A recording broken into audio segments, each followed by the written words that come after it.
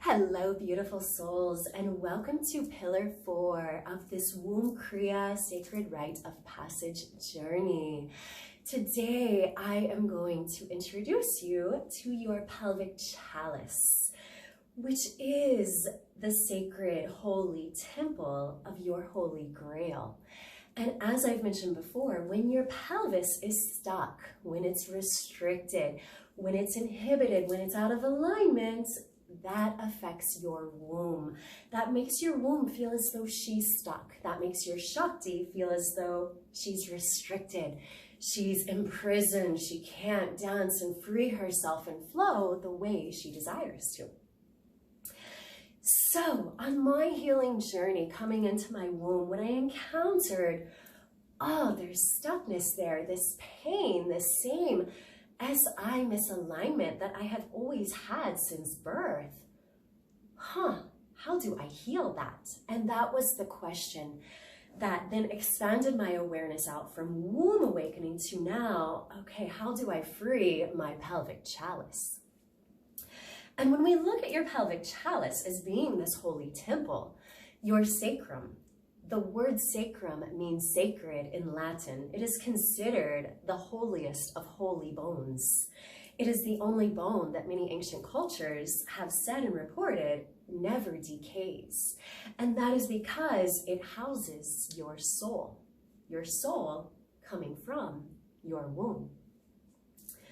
So when we look at the pelvic chalice, it is the home of the first two chakras, which are your foundation. And if your foundation is weak, if your foundation is misaligned, how do you think the rest of your body is going to be? The same way when your womb is vibrationally out of balance, every other area of your life is also vibrationally out of balance.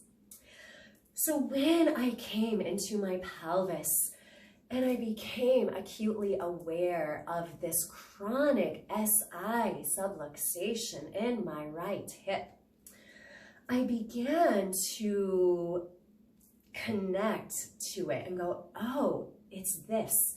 I went on so many shamanic journeys through these 7 different pain imprints that I'm going to share with you.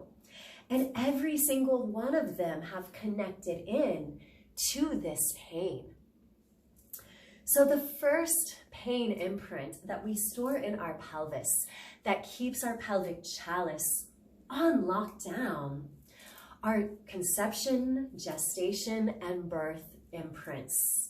And these imprints occur from the time that you were in your grandmother's womb, the time that you were in your mother's womb, the time during your birth, however traumatic your birth may have been. I was a C-section.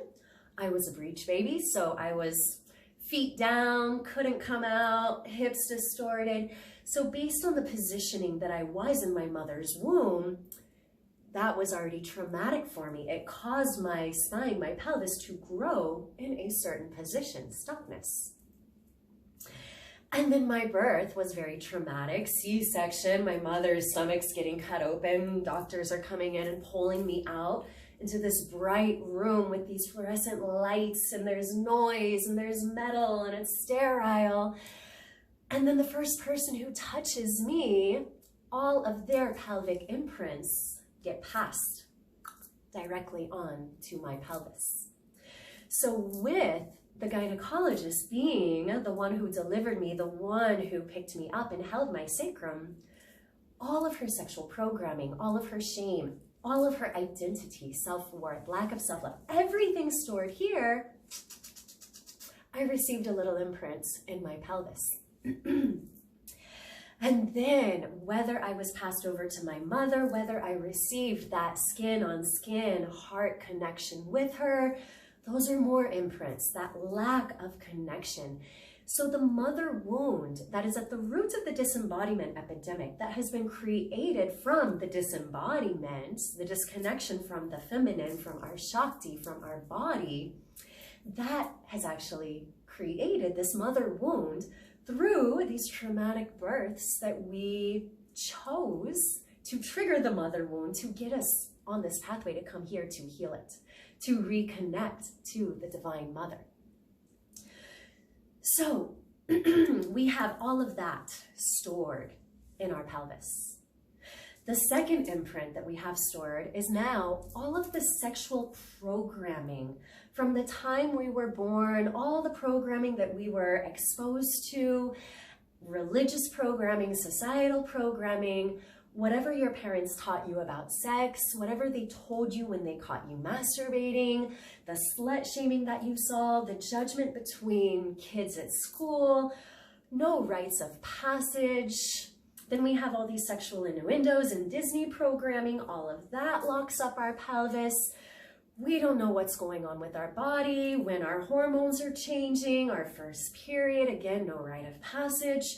We're lost, we're confused. All we know is, don't touch that, that's dirty, that's your pee-pee, blah, blah, blah. Ugh. Like, we have just been programmed to believe this is wrong. Don't go there, whatever you do. And if you're caught discussing sex, you better keep quiet.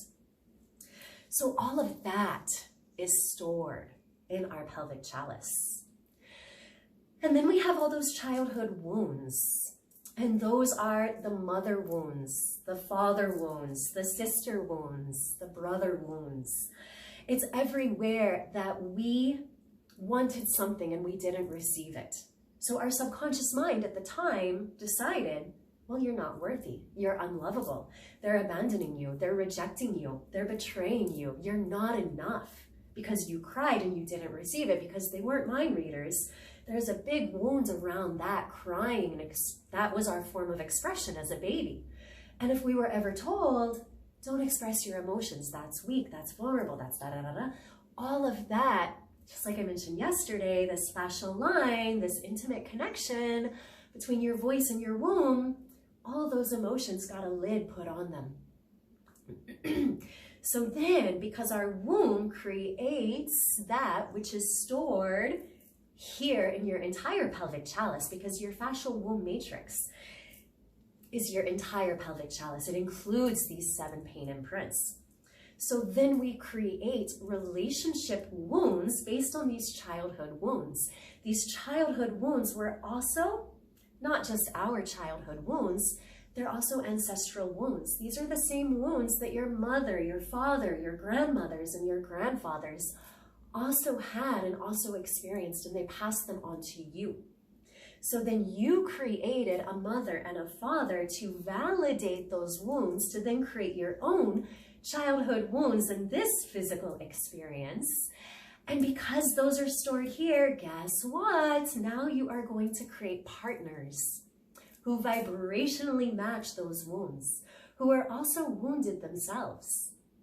And now you have the wounds of toxic relationships, emotional baggage, the wounds of losing a friend, losing a family member, being rejected by your family or friends or society, cancel culture. All of that contributes to these relationship wounds that we then compound all of the other childhood wounds with. We pile it on top. That's the validation. That's the, but see, this is what I'm creating. Therefore, it must be true and real, instead of recognizing, wow, whatever my partner is saying to me, he is just reflecting to me that which I have within me, because I vibrationally attracted him through all those wounds that I am carrying. So that is truly how we can begin to look at healing our relationships. They are the greatest facilitator of healing. So now, beyond that, we have mental imprints. These are belief systems, religious programming, societal programming, sexual programming. These are the beliefs that we never questioned. Are they true for us, or did we just buy into them, giving them our power? And in doing so, connects a hook, plugs right into you. So as I always say, we can spend as much time reprogramming our subconscious mind of all of those belief systems and judgments and limitations and programs. However, they are imprinted in our body. Most specifically, they're imprinted in our foundation, the pelvic chalice. They're imprinted in our womb. Then we have all the emotional imprints, and these are the repressed emotions.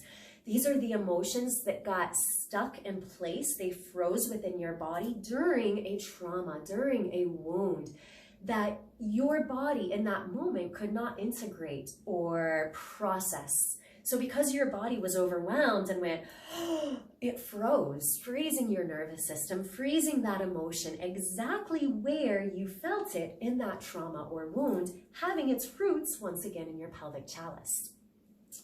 So going into that helps you to free, oh, this anger stored here was connected to a trauma or a wound or a past experience that is still stored here. So when going in and transmuting it, you're now giving your body a second chance to integrate that unintegrated past experience or trauma, clearing out the vibrational frequency from your pelvic chalice, creating more space from your womb, and clearing it out from your womb as well. So you no longer create those experiences that validate those frequencies. And then when we start clearing out our pelvic chalice, that is truly when we start seeing the efforts of our healing. And what I mean by that is, how do you know when you are no longer going to be triggered? These 7 different types of imprints are what attract to us the triggers. They are what get triggered, because oftentimes when we are triggered, we respond, we behave, we react from our trauma self, which that trauma self is stored in these vibrational frequencies, stored in the pelvic chalice, keeping it stuck and restricted. So when someone says something to us, it activates in our body first, sending messages to our brain, immediately activating an unconscious trauma response, defense system, coping mechanism maybe we want to just go check out or numb and not feel it. Instead of dropping in and being conscious in that moment and going, where am I feeling that trigger? Let me go in and find that trigger so I can transmute it and release it. So that when somebody else comes along and tells me the exact same thing, I am no longer going to be triggered by that. And you will see the progress on your healing journey when you're no longer triggered by stuff that triggered you repetitively. And that is when I really started trusting myself, when I saw, wow, these practices work. The womb Kriyas work. As a soul sister so beautifully said this morning, wow, since I've been doing this work with you, literally everything is changing at hyper speed. It's like a whirlwind of transformation. And again, it's because we are going to the root cause of these pains and traumas and wounds, the cause of all of our suffering, the cause of disembodiment. We're facing them head on. We're being with them. We're looking at them. We're breathing with them. And then we're awakening our Shakti and dancing with them to liberate them. And when you do that, change and healing becomes so fast, so fun. So there's one other piece here that I want to discuss that's very important when looking at the pelvic chalice. I mentioned it yesterday, and that the pelvis is a mirror of the jaw. And that is this connection between your throat and your womb and your crown chakra. Because between your throat and your crown chakra, it's your cranium, your jaw, and all of your cranial bones that protect 7 different sinuses. And these 7 different sinuses all connect to these 7 imprints in your pelvic chalice. And that is currently what I am clearing out now, another round of it, opening up my sinuses, because your pelvis and your sphenoid bone, which houses 2 of your sinuses, they look like butterflies. And the Mayans said that when these 2 channels are aligned and open, when these 2 butterflies are aligned and open, you have direct connection to source, to the cosmic womb, to the galactic center, to the galactic cosmic butterfly, which is what the Mayans referred to the cosmic womb as. So in order to connect to source, to connect to divinity, to reclaim your sovereignty, to remember who you are, where you came from, and why you are here, both your cranium, your jaw, your sinuses, and your pelvic chalice, your womb, has to be aligned and cleared. So that is where in a lot of these womb Kriya practices, we are focusing on your cranium and your pelvic chalice in order to activate the craniosacral pump. So there is a pump in your pelvis, there's a pump in your cranium that basically pump your cerebrospinal fluid up and down your spine, pumping life force energy, Shakti, between your mind and your body. And referencing that connection, that fascial line between the cervix and the crown chakra, when the cervix, when that doorway, the gateway to divinity opens, your craniosacral pump activates. And this mirrors when you were being breastfed by your mother. It opens the mother vessel or channel within your body. And it mimics that because it creates this soft, sensual, and nurturing feeling that you're just being held in the arms of your mother and you're sucking at her breast, receiving nutrition and nourishment, unconditional love and compassion. But we do not need a physical, biological mother to give us that, because my mother never breastfed me. So this was a journey that in healing these restrictions stored in my pelvic chalice, cannabis reminded me that in opening this channel between my womb and my crown, in activating my craniosacral pump, which cannot get activated if your pelvis is stuck. Your pelvis has to be able to move in order to activate it, because when it's activated, it pumps your cerebrospinal fluid, it pumps your Shakti through your body in waves, because that is all we are. We are waves without a beginning and without an end. But if those waves are stuck, they're going to come crashing at the shore and pounding. They're not going to be as soft and soothing and gentle. And we're not going to be aligned. Our energy is not going to be able to flow. We're not going to feel as though we're being held in the arms of the Divine Mother, sucking at her cosmic tit, receiving cosmic nourishment, unconditional love. So that is the journey that we are going on with these womb Kriyas, freeing our pelvic chalice so that we can activate our craniosacral pump, so that we can reconnect with the Divine Mother, so that we can return to her arms, so that we can be held and rocked and nourished and receive all that we felt that we did not receive from our mother, from our father, from our lineage, from those around us. Because when you reconnect to the Divine Mother, you realize that you are her and she is you. You realize that everything you are looking for, everything that you have ever needed from someone else outside of you, is buried within you. It has been all along. And the way there is through your womb, the gateway to your divinity.